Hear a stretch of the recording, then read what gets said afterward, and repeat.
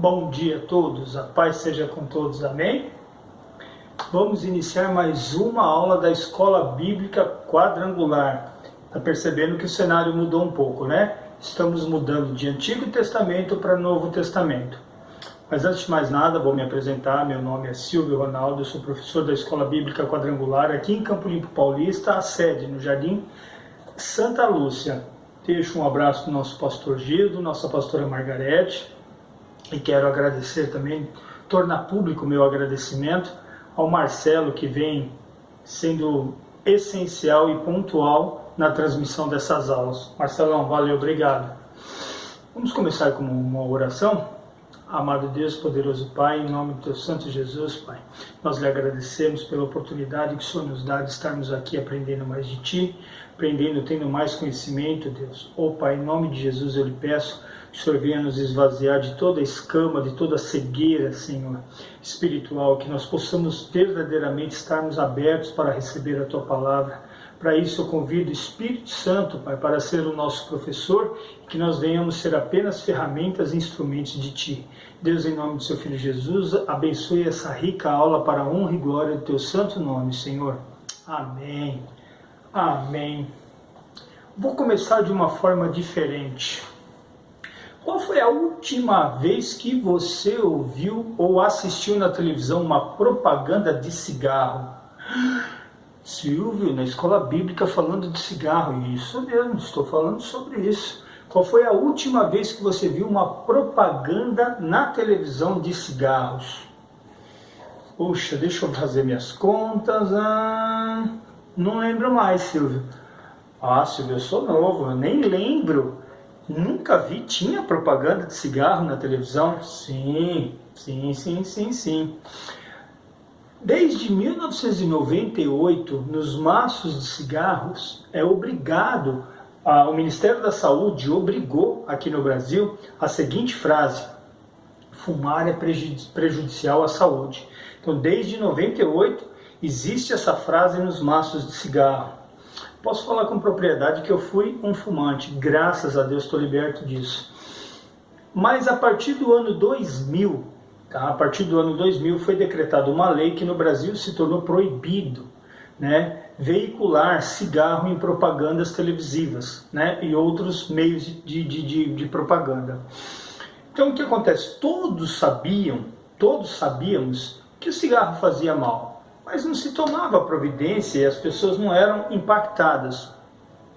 A partir desta lei, a partir da influência, né, do Ministério da Saúde, as pessoas passaram a ter mais percepção. Hoje, muito menos pessoas fumam.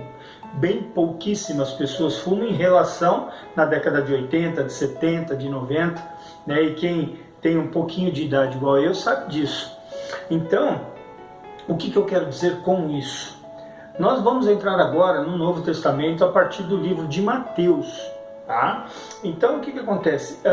Mateus era uma pessoa importante, ele era um judeu, né? E por ser um judeu dos costumes judaicos, ele tinha propriedade, ele era autoridade para falar com o povo judeu. Então, não era qualquer pessoa que conseguiria falar para um judeu sobre Jesus, precisava ser uma autoridade. Da mesma forma que nós passamos a ter um efeito positivo, né, na libertação do cigarro através de uma autoridade, o Ministério da Saúde, para se falar com o povo judeu também era necessário uma autoridade, e Mateus era essa autoridade. Então ele poderia falar com o povo judeu porque ele fazia parte, né, do judaísmo, ele fazia parte, ele era um hebreu. Então, por conta disso, ele sendo autoridade, não era qualquer pessoa que conseguiria falar. Então vamos aprender isso hoje, vamos dar uma olhadinha, só para vocês terem uma ideia, né? Aquele povo ele era tão determinado, tão conhecedor e com tanta profundidade nos costumes judaicos, né, que, por exemplo, só para vocês terem uma ideia, o livro de Mateus inicia trazendo propriedades para Jesus como um herdeiro de Abraão da linhagem davídica, através do primeiro capítulo, que é a genealogia de Jesus. Só para vocês terem uma ideia. Então, a genealogia de Jesus, no livro de Mateus, no capítulo 1, ele começa de Abraão, tá? Porque Abraão é conhecido como o pai, né? O primeiro dos patriarcas. Os demais povos não criam nisso, não tinham essa referência.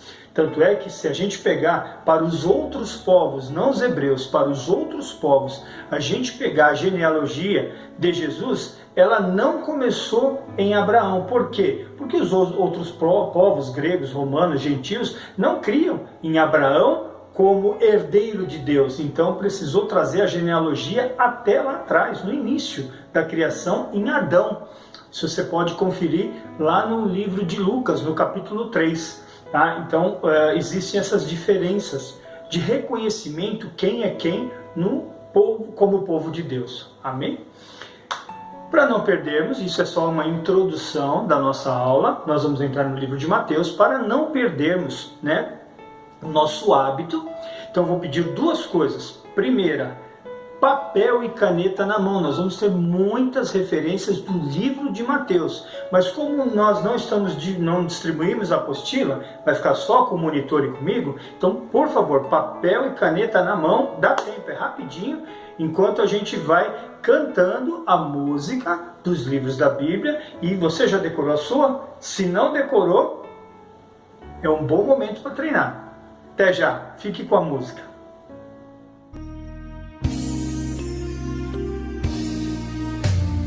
Gênesis, Êxodo, Levítico, Números, Deuteronômio, Josué, Juízes, Ruth, Samuel, Reis e Crônicas, Esdras, Neemias, Ester, Jó, Salmos, Provérbios, Eclesiastes, Cantares, Isaías, Jeremias e Lamentações, Ezequiel e Daniel, Oséias, Joel, Amós, Obadias, Jonas, Miqueias, Naum, Abacuque, Sofonias, Ageu, Zacarias, Malaquias, os 39 livros então do Velho Testamento a questão.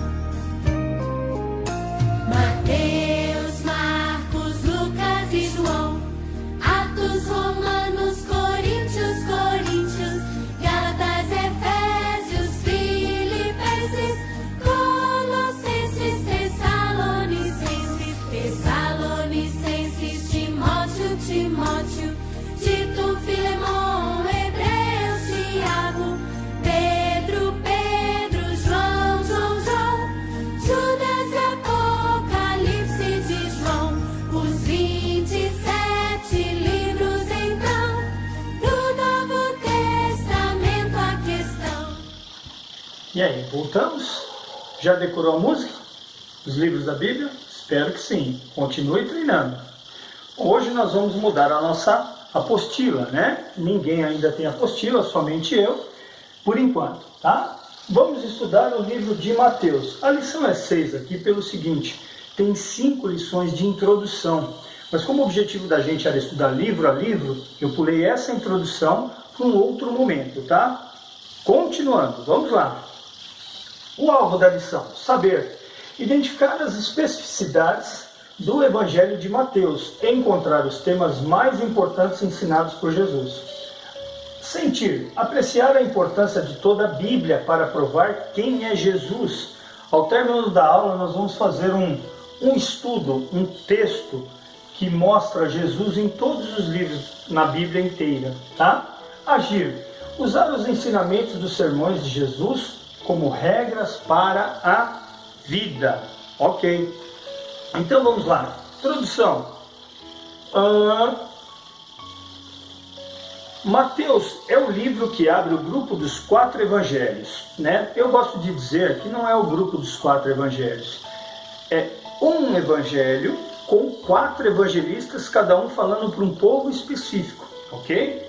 Vamos lá. Isso porque é visto como uma ponte entre o Antigo Testamento e o Novo Testamento, entre os judeus e os gentios. Sua forma literária com características objetivas à cultura judaica, facilita a transição entre os dois pactos da Bíblia, o Antigo e o Novo Testamento, e fala diretamente ao coração dos judeus, apresentando Jesus como o Messias esperado por eles. Aí eu vou trazer aqui para a apostila já, tá? A narrativa de Mateus aborda a pessoa e a obra de Jesus e o enfatiza como rei, como Messias. Está lá em Mateus, quem gosta de referência anota, Mateus capítulo 27, versículo 37, que diz assim: por cima de sua cabeça colocaram por escrito a acusação feita contra ele. Este é Jesus, o rei dos judeus. Segundo William Burkley. Quando lemos Mateus, voltamos-nos para o livro que pode muito bem ser considerado um excepcional documento individual da fé cristã, pois nele temos o relato mais completo e mais sistemático da vida e dos ensinos de Jesus. Isso porque Mateus apresentou os ensinos de Jesus de maneira temática. O Evangelho foi muito usado para ensinar os novos convertidos, principalmente os judeus, sobre a vida e a mensagem de Jesus. Vamos à visão panorâmica. Ok, informações básicas. Grupo, evangelhos sinóticos. Tá? Os evangelhos sinóticos são Mateus, Marcos e Lucas. O que significa evangelhos sinóticos? É aqueles evangelhos que eles são bem parecidos. Parece, a maior parte dos textos são iguais. E um complementa o outro. Tá? Só João não faz parte dos sinóticos. Mas ao longo das próximas lições nós vamos trazer essa informação à tona. Tá? Autor, Mateus, ele era publicano, coletor de impostos. Tá? Era um coletor de impostos, uma pessoa mal vista na sociedade. Data, 60, 70 depois de Cristo. Local, Antioquia, da Síria. Alvo, judeus cristãos. Versículo-chave, Mateus, capítulo 28, versículos 18 a 20. Quem gosta de anotar, vai anotando. Mateus 28, de 18 a 20, diz assim: então, Jesus aproximou-se deles e disse: foi-me dada toda a autoridade no céu e na terra. Portanto, vão e façam discípulos de todas as nações, batizando-os em nome do Pai, e do Filho, e do Espírito Santo, ensinando-os a obedecer a tudo o que eu lhes ordenei, e eu estarei sempre com vocês até o fim dos tempos. Tá? Então, versículos-chave. Expressão-chave, Messias, o rei ungido. Continuando. A lição é grande, hoje eu vou ter que dar uma corridinha aqui. Tá? Visão panorâmica, esboço. Está lá em Mateus, capítulo 1, dos versículos 1 a capítulo 4, versículo 11. A vinda do Messias e seu preparo para o ministério. Esse é o período que eu mais gosto, Mateus capítulo 4, versículo 12, até Mateus 7, versículo 21. Em especial eu gosto dos versículos 5, 6 e 7, onde é composto o Sermão da Montanha, o Sermão do Monte. O ministério do Messias em palavra e ação. Mateus capítulo 17, versículo 22, até capítulo 20, versículo 34. Instrução dos discípulos pelo Messias com vista à cruz. Já está preparando os discípulos para o que está por vir. Mateus capítulo 21, versículo 1 até capítulo 28, versículo 20, os últimos eventos do ministério do Messias na terra, porque aí vem a crucificação, Ok, continuando, vamos lá. Mateus em uma sentença. Mateus mostra Deus agindo na história por meio de Jesus, rei, e apresenta ensinamentos do próprio mestre, aplicando-os a contextos judaicos. Vamos lá. Ok. Temas em destaque. Evangelho dos sermões. Tá? Depois nós vamos falar um pouquinho sobre isso. Ok. Tá. Por volta do segundo século da era cristã, ficou reconhecido que o Evangelho estava dividido propositalmente pelo autor em 5 seções. Cada sessão se abre com uma das atividades ministeriais de Jesus, seguidas de um sermão, e se fecha com o uso de expressões conhecidas como colofão. Já eu vou colocar um quadro aqui, tá? Colofão, tá? É uma nota final, é um termo final que pontua o fim de um texto, o fim de um sermão. Nós vamos ver isso no quadro, vai ficar bem mais fácil. Vejamos essa estrutura no quadro a seguir. Só para vocês terem uma ideia, o que compõe a vida cristã? Né? Então vamos fechar em 5, tá? Em 5 ciclos. Tá? Obedecer aos mandamentos de Deus, proclamar o Evangelho, servir ao reino de Deus, viver em comunidade, isso é difícil, né? Ter esperança na volta de Cristo. Esses 5 passos. Vamos lá. Vamos ver o primeiro. Atividade, está lá em Mateus capítulos 3 e 4. Sermões, é o Sermão do Monte. Então a atividade está nos capítulos 3 e 4. O Sermão do Monte, dos 5 ao 7. Tá? Colofões, lá no capítulo 7, no finalzinho, no versículo 28, ele finaliza o Sermão do Monte com a expressão, quando Jesus acabou. Aqui, tá? Essa atividade aqui seria um dos ciclos, obedecer aos mandamentos de Deus. Mateus de 8 e 9, sermão, comissão da graça, lá em Mateus 10. E ele termina, o colofão, né? Termina tendo acabado Jesus. Mateus 11, 1. Dentre os ciclos, proclamar o Evangelho. Próximo, Mateus 11, 12. Sermões, 7 parábolas, no capítulo 13. Colofões, ele termina as parábolas tendo Jesus proferido. Dentro dos ciclos, nós temos aí servir ao reino de Deus. Continuando. Atividade, Mateus 14 a 17. Sermões, conduta da igreja, no capítulo 18. Colofões, então ele termina no capítulo 19, concluindo Jesus, né? E aí está lá em viver em comunidade. São as atividades praticadas aí, o ciclo dos 5 itens, né? Por fim, Mateus capítulo 19 e 22 são as atividades últimas coisas, tá? Mateus lá no Sermão do Monte, tá? Últimas coisas, tendo Jesus acabado, ok? Mateus 26 a 1. Aqui fecha o ciclo, né? Ter esperança na volta de Cristo. Porque aqui ele estava preparando o povo, essa referência aqui está errada, tá? Os versículos 23 a 25, tá? Mas não tem problema, depois você faz sua anotação, isso é correção textual, tá? Editorial. Então o que acontece? Aqui ele estava preparando o sacrifício dele, mas com a esperança de ele vencer a morte. E as pessoas não estavam entendendo, inclusive os seus discípulos. Isso é importante ressaltar, ok? Vamos seguir. Vamos lá. Evangelho do Rei. A repetição frequente das palavras reino e reino dos céus revela outro tema importante do registro de Mateus. Agora eu vou ficar só na apostila, tá? Para manter ênfase no rei, para manter o destaque, né, para realçar a importância do rei, que surge da linha de Davi, Mateus tem 9 referências a Jesus como filho de Davi. Título encontrado apenas 3 vezes em Marcos e 3 vezes em Lucas. Como Davi estabeleceu Jerusalém como sua capital, assim lemos em Mateus, e apenas nesse evangelho, a descrição de Jerusalém como a cidade do grande rei. Está lá em Mateus capítulo 5, versículo 35. A caneta na mão aí com papel, que agora vai soltar algumas referências, tá? Então vamos lá. O reino de Deus, a cidade do grande rei, Mateus 5, 35. E a cidade santa, Mateus 27, versículo 53. O reino de Deus refere-se à soberania, o poder, o domínio, a autoridade de Deus sobre a criação. Esse termo é usado apenas 4 vezes em Mateus. Está lá em Mateus capítulo 12, versículo 28, capítulo 19, 24, capítulo 21, nos versículos 31 e 43. Ok? Mateus referiu do reino dos céus. Esse título é encontrado 32 vezes em Mateus.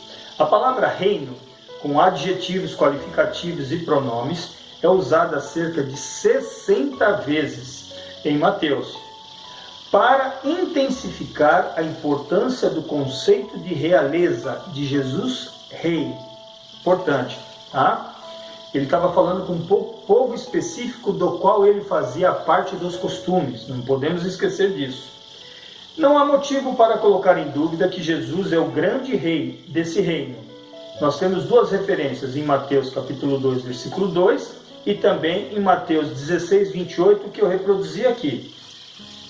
Garanto-lhes que alguns dos que aqui se acham não experimentarão a morte antes de verem o Filho do Homem vindo em seu reino. O que ele está dizendo aqui? Que aquelas pessoas que estavam ali, boa parte delas iam ver Jesus ressuscitar, né? Ok. Por isso, reconhecemos que Jesus tem direito de estabelecer suas exigências para quem deseja participar dos benefícios do reino. Então vamos lá, Mateus capítulo 5, versículo 3, uma referência, capítulo 5, versículo 10 e versículo 20. Também em capítulo 7, versículo 21, também em Mateus capítulo 19, versículos 14 e versículos 23 e 24. Então eu vou reproduzir só Mateus 5, 10, tá? Que diz assim: bem-aventurados os perseguidos por causa da justiça, pois deles é o reino dos céus. Ele repetiu inúmeras vezes o reino dos céus, tá? Vamos lá, continuando. Agora aqui na tela. Evangelho da Igreja. Ok. Tá. Entre os 4 evangelhos, o escrito por Mateus é o único que apresenta a expressão igreja em seu conteúdo. Vamos lá, tem duas referências, em Mateus 16, 18, que eu reproduzi aqui, e Mateus capítulo 18, versículo 17. Tá? 16, 18 diz assim: e eu lhe digo que você é Pedro, e sobre esta pedra edificarei a minha igreja, e as portas do Hades não poderão vencê-la. As portas do Hades quer dizer as portas do inferno, não poderão vencê-la. Tá? Nas duas vezes são palavras de Jesus trazendo a ideia da igreja como aspecto futuro. As passagens identificam a igreja como corpo de Cristo. Continuando. As parábolas... Ok. Me perdi, mas eu me acho. Evangelho da autoridade messiânica. Evangelho da autoridade do Messias. Evangelho da autoridade de Cristo. Tá? A mensagem do Evangelho de Mateus é valorosa para toda a humanidade, mas o propósito inicial de sua escrita foi alcançar os judeus em particular. A intenção de ser dirigido aos judeus é vista pelo seguinte fato. Mateus faz cerca de 60 citações do Antigo Testamento. Porque Mateus precisava, para convencer os seus contemporâneos, os seus patrícios, ele precisava usar artifícios, argumentos que eles reconheciam. E o povo judeu tinha a base, o Antigo Testamento, que era a Bíblia da época, a única Bíblia da época, era o único escrito da época, né? Agora eu vou ficar só na apostila mais um pouco. Uma mensagem dirigida aos judeus deve estar amparada nas Escrituras. Por isso, as primeiras palavras do livro apresentam a genealogia de Jesus. Falamos agora há pouco sobre isso. Perdão. Somente a um povo que dava imensa importância à genealogia poderia ser destinado tal evangelho. Eu só vou dar um exemplo para você, só fazer um teste com você. Presta atenção. Olha a importância da genealogia de Jesus para o povo judeu. Olha a importância da genealogia do povo judeu. Primeiro que eles sabiam, tá, de qual tribo eles eram, de qual clã eles eram. Então eles conheciam toda a genealogia. E aí eu vou te dizer a importância disso. Olha como isso é importante. Estamos em pleno século XXI, no ano de 2020. A internet, inclusive, estamos usando ela para ministrar a escola bíblica. A internet é poderosíssima na nossa época. Temos os cartórios de registro civil registrando vários nascimentos, óbitos, casamentos. Temos vários registros, várias informações, não é mesmo? Então vamos lá, vamos ver se é tão importante isso. Qual é o nome do seu pai? Pensa rápido. Fácil, né? Ótimo. Qual o nome do pai do seu pai? Do seu avô. Você sabe, né? Qual o nome do pai do seu avô? Do seu bisavô? E eu sei que alguns já vacilaram. Qual é o nome do pai do seu bisavô? Seu tataravô? Eu garanto que a maioria, um está olhando, se estiver juntos na sala, não onde estiver assistindo, estão olhando para a cara do outro e rindo. Eu imagino. Daí para frente eu nem ouso fazer a pergunta, porque eu acredito que 99,9% não vai passar dessa genealogia, dessa geração. Quem dirá a próxima? Paro aqui o meu questionamento. Era importante para o povo judeu a genealogia? Jesus, no capítulo 1 de Mateus, foi marcado de Abraão a Jesus, 40 gerações, aproximadamente. Você consegue? Entenda a importância de que Mateus era a pessoa certa no lugar certo para falar com o povo que não iria ouvir outra pessoa. Entendeu? Isso é para a gente ter, né, a ideia do contexto da época, tá bom? Eu me perdi, mas eu vou me achar, ok? Some-se a esse fato a ausência geral de explicações sobre os costumes judaicos. Mateus não tinha necessidade nenhuma de explicar os costumes judaicos, porque todos para quem ele falava era judeu e era do costume, entendeu? O que demonstra que o evangelista escreveu a um povo familiarizado com essas questões. Vamos entender bem o que nós estamos falando. Às vezes você não está percebendo o que nós estamos falando. Por que 4 evangelistas? Por que 4 evangelhos? É um evangelho só, tá? Uma boas-vindas, mas falado por 4 evangelistas para povos distintos. Nós vamos falar aqui com o povo judeu, com o povo romano, com o povo grego, com os gentios de forma geral, os novos convertidos. Pensa em São Paulo, capital. Pensa em São Paulo, capital.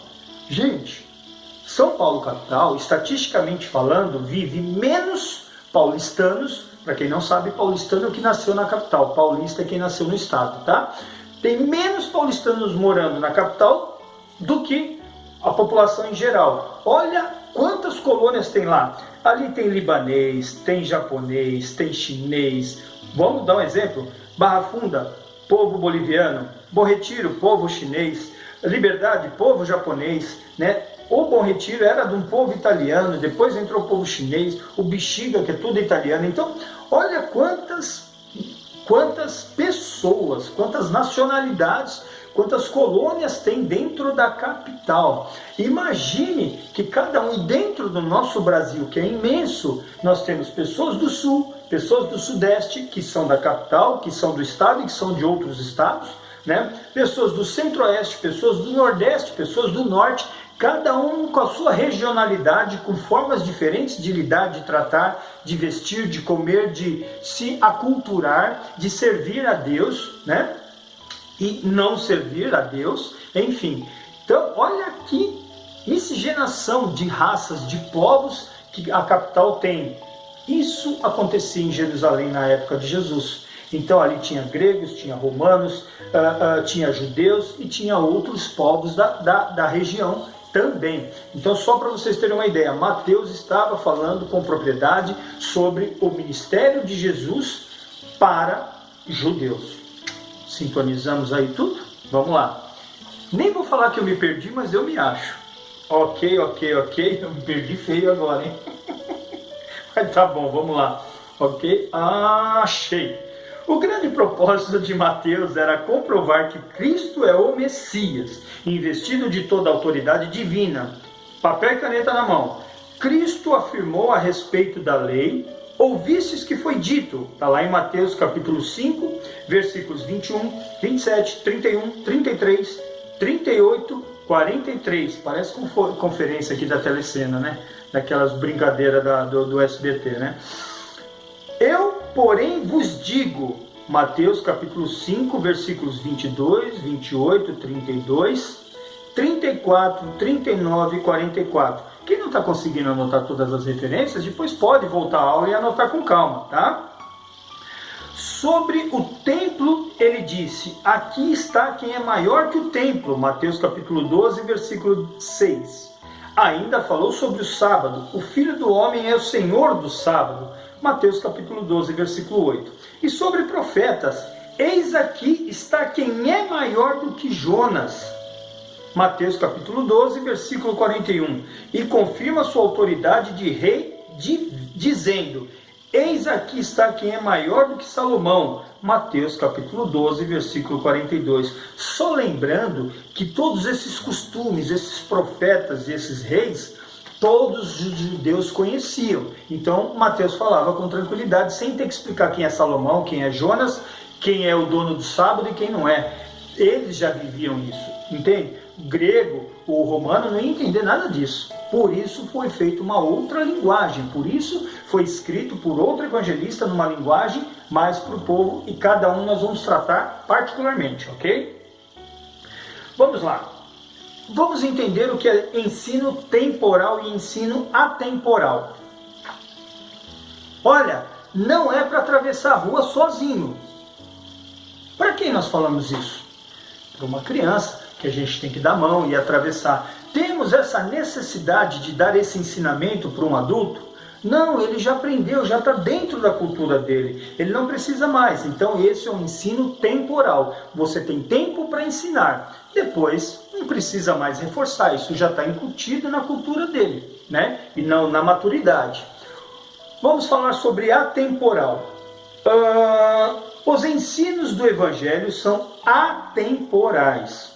Assim como valeram para os ouvintes da época, valem para a igreja dos nossos dias. Você crê que a mensagem de Mateus é atemporal? Você crê que os temas e a estrutura do livro foram também ação do Espírito Santo inspirando o escritor?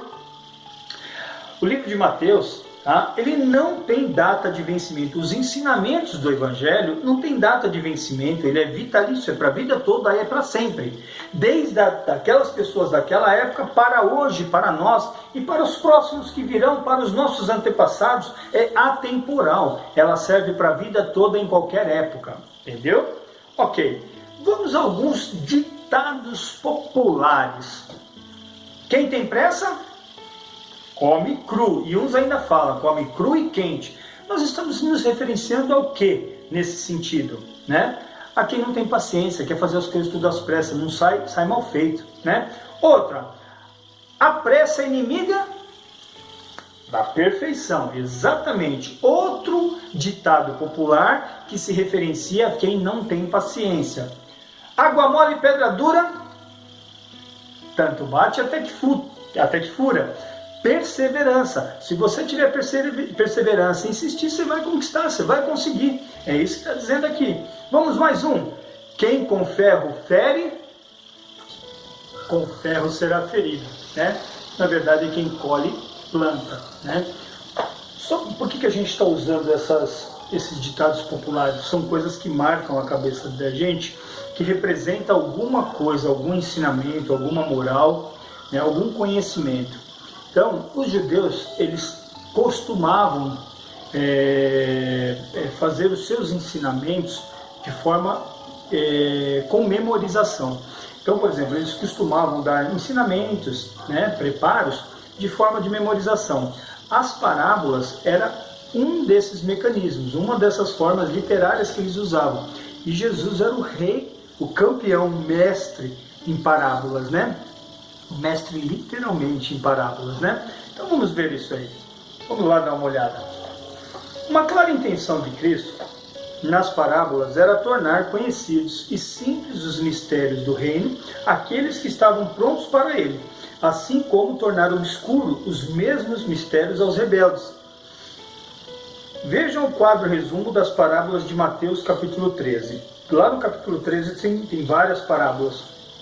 Vamos lá dar uma olhada, só para a gente entender mais ou menos o que nós estamos falando. É mais ou menos o seguinte, por exemplo, se você ouve a seguinte expressão, o sangue de Jesus tem poder, você entende o que eu estou falando? O Cordeiro Pascal, você tem entendimento do que eu estou falando? Ótimo, são termos que no meio cristão é muito comum. Diferente de você chegar para um leigo, uma pessoa que não frequenta a igreja, que não reconhece o Senhor, né, não vive dentro dos ensinamentos cristãos, não entende isso. Não, que sangue do Cordeiro, o sangue de Jesus, né? O Cordeiro Pascal, o que é isso? Páscoa, eu só conheço ovo de Páscoa, coelho, né? Enfim. São termos, termos verdadeiramente que nos remetem a um conhecimento. As parábolas, elas têm essa função. Então a pessoa às vezes nem entende o texto naquele momento, né, a mensagem, mas conhece no geral, né, tem um conhecimento no geral da história, grava, memoriza aquela história e com o tempo ela vai absorvendo a mensagem. É mais ou menos assim que funciona. E Jesus era muito bom em parábolas. Vamos lá dar uma olhada? Então vamos lá. Todos no capítulo 13, tá? O título, a parábola do semeador, mensagem, vários tipos de ouvintes para a mensagem do reino. O trigo e o joio, a parábola do trigo e do joio, né? Resposta verdadeira e resposta falsa no trigo e no joio. O grão de mostarda, o grande crescimento do reino depois de um pequeno começo. O fermento, forças do reino comparadas ao fermento. Então, Jesus usava essas parábolas, né, para dar essas mensagens ao povo. Continuando, o tesouro e a pérola, né, o grande custo da edificação do reino, como é pesado, né? A rede, o duplo destino daqueles que são tocados por ele. Eu não estou dando as referências, porque está tudo em Mateus capítulo 13, tá? O chefe de família, mistura de elementos novos e velhos em seu ensino. Então Jesus, ele era muito bom nisso, e na forma de falar, né? A forma literária dele. Continuando, que grau de importância você tem dado aos ensinos de Jesus, especialmente às parábolas? Que testemunho você pode dar sobre elas? Esses ensinos o aproximam de Deus ou o afastam dele? Então tudo isso é para a gente refletir, né? Vamos lá. O método de ensino de Jesus era muito eficaz. Falavam com pessoas simples, desde que fossem comprometidas, entendiam perfeitamente a mensagem, né? Rejeição ao rei, ok? A maior parte do Evangelho de Mateus retrata a trágica rejeição ao rei. Só a narrativa da morte e ressurreição de Cristo ocupa 25% do livro. À medida que Cristo se identificava com fatos e feitos que se chocavam com as tradições judaicas, a liderança se opunha ainda mais a ele, não o reconhecendo como Messias e Rei. Vamos lá. Mateus capítulo 11, versículo 2 a 13, versículo 53. Rejeição identificada à medida que as reivindicações do rei se chocavam com as tradições judaicas.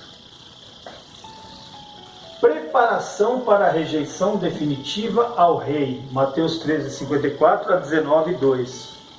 Mateus 19, 3 a 25, 46. Rejeição definitiva ao rei.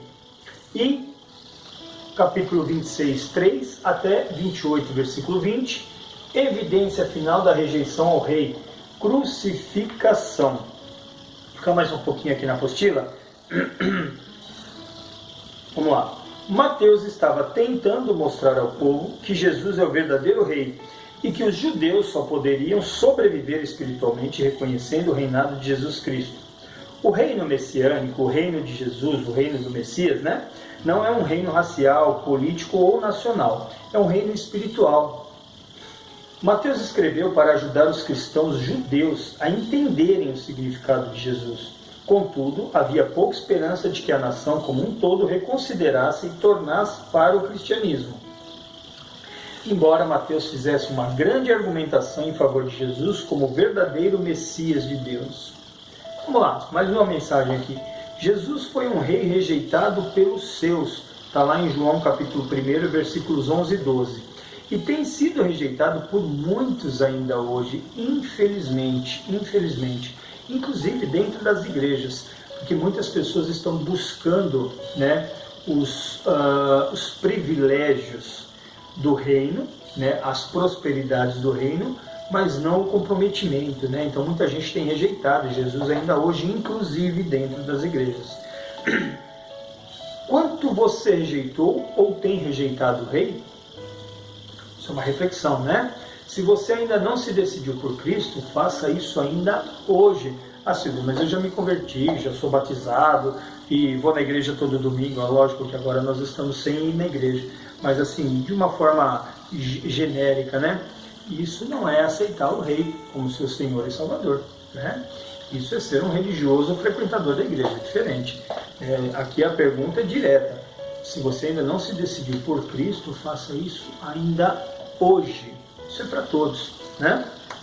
Vamos lá. Mateus na prática. Embora Mateus tenha escrito aos cristãos judeus, seu evangelho também é um livro que apresenta valores práticos para a igreja do nosso tempo. Veja alguns deles. Vamos lá. Um livro de prática de evangelismo, um livro que identifica o valor do Antigo Testamento para o cristão. Um livro que mostra a prioridade do reino na vida do cristão. Um livro que apresenta um reino vindouro como herança aos filhos de Deus. Um livro que ensina o valor da Bíblia como palavra de Deus. Um livro que alicerça a ideia de que estamos sob o reinado de Cristo, mas ainda esperamos pelo reinado glorioso. Finalizando aqui esta parte da aula, tá? Conclusão. O Evangelho escrito por Mateus nos apresenta Jesus Cristo como Rei e Messias prometido no Antigo Testamento e cumprido no Novo Testamento. Ensina de maneira temática e prática os valores fundamentos do cristianismo. Tristemente relata como o povo de Deus rejeitou a Jesus, mas também mostra quão importante é o reino de Cristo na vida dos que creem em seu nome. Muito boa essa aula, né? Muito boa esse material. Eu gosto bastante de desenvolver essas aulas em cima desse material, muito rico, né? Futuramente a gente vai estar distribuindo as apostilas. Eu não estou muito preocupado com isso, dá para seguir a aula assim tranquilamente. Nesse momento de isolamento é bom a gente ter algumas precauções, né? Inclusive a gente que tem responsabilidade pelas vidas, né? Sei que alguns não irão adquirir a revista porque moram longe, estão distantes e tal, e outras que vão participar da escola bíblica daqui a um tempo, né? Presencial, e vão usar a apostila. O recurso é para todos, tá? Dá para acompanhar a aula. Como a gente já havia dito, nós vamos continuar com as aulas neste formato, mesmo a hora que iniciar o presencial, que ainda deve levar um tempo, tá?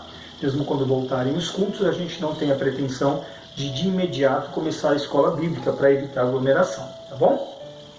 Bom, agora eu quero finalizar a aula, né? Vou finalizar a aula não com uma oração, mas com um texto que eu extraí da internet, identificando Jesus em todos os livros da Bíblia, tá bom? Eu gostaria que você tivesse bastante atenção a esse texto, e na sequência eu vou deixar aqui também, tá? Essas referências aqui para quem quiser anotar, tá? Reflita e decida durante a semana os textos bíblicos de segunda a domingo, tá? E alguns tópicos aqui, alguns questionamentos e tal. Então, se você quiser se valer de mais conhecimento ao longo da semana, de segunda a domingo, você tem aí algumas informações no próprio livro de Mateus, tá ok? Então vamos fazer o texto que a gente havia dito, né, que eu extraí da internet. Na verdade é um vídeo que fala sobre, né, a identidade de Jesus em cada livro da Bíblia, tá bom? Vamos lá. In Genesis, Jesus Christ is the seed of the woman. In Exodus, he is the Passover lamb. In Leviticus, he is our high priest. In Numbers, he is the pillar of cloud by day and the pillar of fire by night. In Deuteronomy, he is the prophet like unto Moses. In Joshua, he is the captain of our salvation. In Judges, he is our judge and lawgiver. In Ruth, he is our kinsman redeemer. In 1 and 2 Samuel, he is our trusted prophet. In Kings and Chronicles, he is our reigning king. In Ezra, he is the rebuilder of the broken down walls of human life. In Esther, he is our Mordecai. In Job, he is our ever-living redeemer. In Psalms, he is our shepherd. In Proverbs and Ecclesiastes, he is our wisdom. In Song of Solomon, he is our loving bridegroom. In Isaiah, he is the Prince of Peace. In Jeremiah, he's our righteous branch. In Lamentations, he's our weeping prophet. In Ezekiel, he's the wonderful four-faced man. In Daniel, he's the fourth man in life's fiery furnace. In Hosea, he's the faithful husband forever married to the backslider. In Joel, he's the baptizer with the Holy Ghost and fire. In Amos, he's our burden bearer. In Obadiah, he's mighty to save. In Jonah, he's our great foreign missionary. In Micah, he's the messenger of beautiful feet. In Nahum, he's the avenger of God's elect. In Habakkuk, he's God's evangelist crying, "Revive thy works in the midst of the years." In Zephaniah, he's our Savior. In Haggai, he's the restorer of God's lost heritage. In Zechariah, he's the fountain opened up in the house of David for sin and uncleanliness. And in Malachi, he's the Son of Righteousness, rising with healing in his wings. In Matthew, he's the King of the Jews. In Mark, he's the servant. In Luke, he's the Son of Man, feeling what you feel. In John, he's the Son of God. In Acts, he's the Savior of the world. In Romans, he's the righteousness of God. In 1 Corinthians, he is the rock that followed Israel. In 2 Corinthians, he is the triumphant one, giving victory. In Galatians, he is your liberty. He set you free. In Ephesians, he is the head of the church. In Philippians, he is your joy. In Colossians, he is your completeness. In 1 and 2 Thessalonians, he is your hope. In 1 Timothy, he is your faith. In 2 Timothy, he is your stability. In Philemon, he is your benefactor. In Titus, he is truth. In Hebrews, he is your perfection. In James, he is the power behind your faith. In 1 Peter, he is your example. In 2 Peter, he is your purity. In 1 John, he is your life. In 2 John, he is your pattern. In 3 John, he is your motivation. In Jude, he is the foundation of your faith. In Revelation, he is your coming king. He is the first and the last, the beginning and the end. He is the keeper of creation, the creator of all. He is the architect of the universe and the manager of all time. He always was, he always is, and he always will be. Unmoved, unchanged, undefeated, and never undone. He was bruised and brought healing. He was pierced and eased pain. He was persecuted and brought freedom. He was dead and brought life. He is risen and brings power. He reigns and brings peace. The world can't understand him. The armies can't defeat him. The schools can't explain him, and the leaders can't ignore him. Herod couldn't kill him. The Pharisees couldn't confuse him. The people couldn't hold him. Nero couldn't crush him. Hitler couldn't silence him. The New Age can't replace him. And Oprah can't explain him away. He is life, love, longevity, and Lord. He is goodness, kindness, gentleness, and God. He is holy, righteous, mighty, powerful, and pure. His ways are right. His word is eternal. His will is unchanging, and his mind is on me. He is my Redeemer. He is my Savior. He is my guide. He is my peace. He is my joy. He is my comfort. He is my Lord, and He rules my life. Ele é Jesus, o meu Salvador e o meu Senhor. Um bom domingo em família. Que Deus abençoe vocês. Fiquem com Deus.